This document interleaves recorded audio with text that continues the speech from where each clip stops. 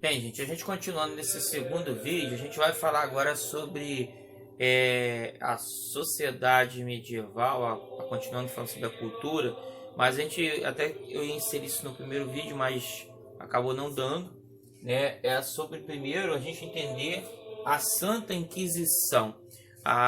Vai ser criado um tribunal, né, conhecido também como Tribunal do Santo Ofício, que o papel dele é vigiar e punir as pessoas que cometiam heresias. O que são heresias?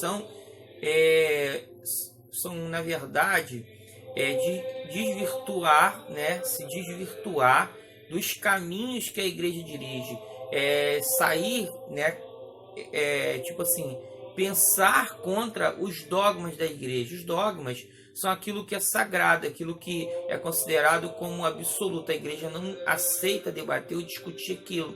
Então, por exemplo, a Santa Trindade, Pai, Filho e Espírito Santo, a igreja entende que Deus é Pai, Filho e Espírito Santo. Não se questiona ou não se discute isso. Não se existe outro Deus. Se crê num Deus único que é dividido em três pessoas. Isso é uma crença absoluta para a Igreja Católica, a Igreja Cristã em si, né? Até as vertentes que já, os ortodoxos, até os protestantes que virão depois, é uma verdade absoluta. Então não se discute isso. A vinda de Cristo, a Deus transformando em Jesus Cristo, o Verbo se fez carne, né? Essa interpretação da igreja em que Jesus se transformou em homem mesmo, viveu entre nós, era uma das coisas, por exemplo, que foi questionada por alguns grupos. Então, tipo assim, esses tipos de coisas não eram permitidas. E aí o que fazia o tribunal? O tribunal pegava essas pessoas, né, e punia. Havia várias punições, desde castigos até, por exemplo, até a morte, né?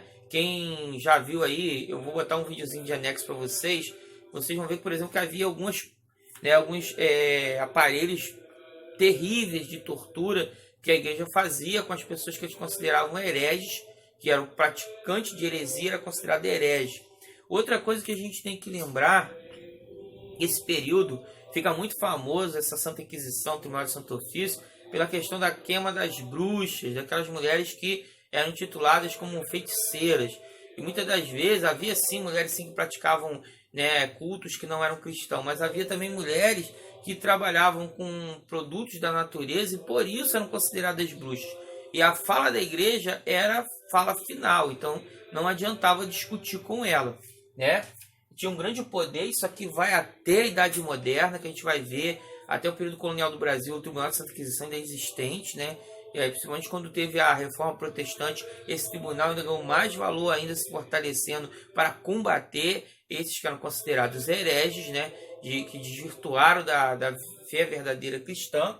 Bem, principais, né, que estão aqui, as principais na época, era o arianismo, o nestorianismo e o monofisismo, né?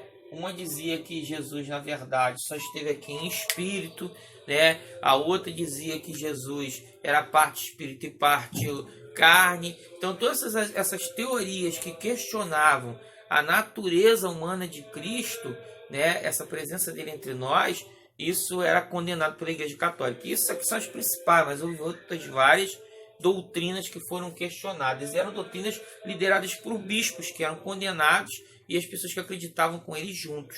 Bem, a filosofia é uma ciência que vai ser criada nesse período medieval, a filosofia ligada à igreja. Por quê? A filosofia foi criada lá no período da Grécia Antiga. Tá? Desculpa até o termo ter ficado embolado. Foi criada na Grécia Antiga, né? A sistematização dessa filosofia. E aí o que acontece? A filosofia era considerada um pouco, né, pagã. E aí a igreja vai tomar a frente dessa ciência do pensamento, né, do conhecimento, do saber, e alicerçar debaixo dos saberes da igreja. E aí a gente vai ter, com Santo Agostinho, principalmente a valorização muito de Platão, da patrística, né, a patrística vem desde a igreja primitiva até Santo Agostinho, né, e depois a escolástica, que é com Tomás de Aquino, de onde vem até a doutrina tomista, né, o tomismo de Tomás de Aquino, que vai ser diferenciado para Santo Agostinho mais na Alta Idade Média e Tomás de Aquino mais na Baixa Idade Média.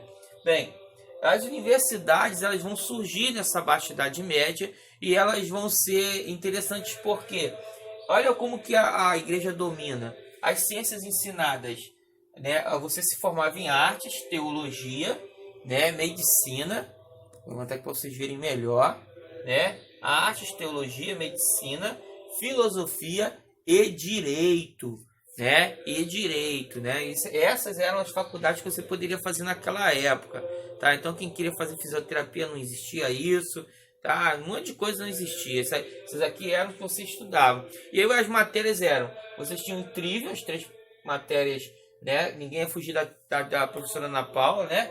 Não tem jeito português, a professora Ana Paula é legal, mas às vezes tem gente que não gosta da disciplina, mas não tinha como fugir, ó, gramática, retórica e lógica.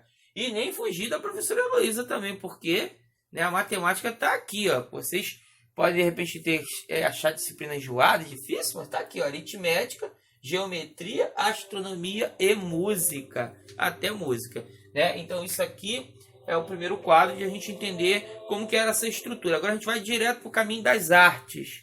Bem, vamos lá, continuando, vamos falar primeiramente da arquitetura. Essa arquitetura, ela vai ter 2 estilos, né? O primeiro estilo que vai se consagrar no início, lá na Alta Idade Média, é o estilo românico, que é um estilo muito mais com linhas tradicionais, rigorosas, linhas bem, né, suaves, apesar de a estrutura ser rústica e forte, dura. No livro de vocês tem ali algumas imagens para mostrar como que era a diferença, né? Eu vou colocar também um vídeo lá na plataforma para vocês entenderem como que eram essas estruturas. Por quê? Porque o primeiro momento são os feudos, há a necessidade das fortalezas, as próprias igrejas são estruturas de como se fossem fortalezas. Então é uma preocupação muito mais com, né, com a força, com a estrutura de resistência. Depois vai ter um momento, né, gótico, em que aí sim vai ter uma estrutura mais rebuscada, cheia de detalhes, né, em que vai haver o uso da luz, né, a questão do meio do escuro, né, as igrejas góticas são escuras, onde vai permitir só a luz, isso é de forma proposital, e elas normalmente são altas para cima, com aberturas bem altas. Assim, um exemplo de uma estrutura gótica, quem já foi, por exemplo, a Catedral Imperial de Petrópolis, né? Aquela catedral, por exemplo, ela é gótica. Agora deixa eu falar uma coisa para vocês, só para não confundir, tá? Românico não é romântico, tá? Romântico é uma parte da literatura que a gente está mais à frente. Românico é um estilo de arquitetura. Gótico também não confundir com aquelas pessoas que se vestem de preto, né, que gostam de andar à noite. Isso não tem nada a ver. Esse gótico aqui também é um estilo de arte ligado à arquitetura, tá?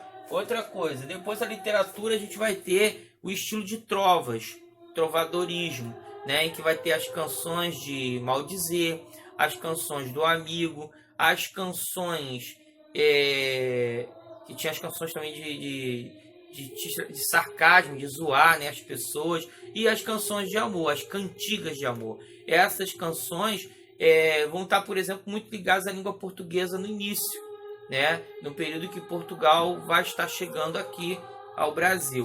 Bem, e no fundo, não sei se vocês estão ouvindo, né, música gregoriana, né, aquela música que muito ligada aos mosteiros, né, uma música suave, gostosa de ouvir, né, e que você normalmente era uma música ligada à sacralidade. Como também a igreja vai controlar as danças e o teatro. O teatro vai ser usado muitas vezes até para evangelizar. É um teatro, né, sempre ligado a coisas da Bíblia, a histórias da Bíblia.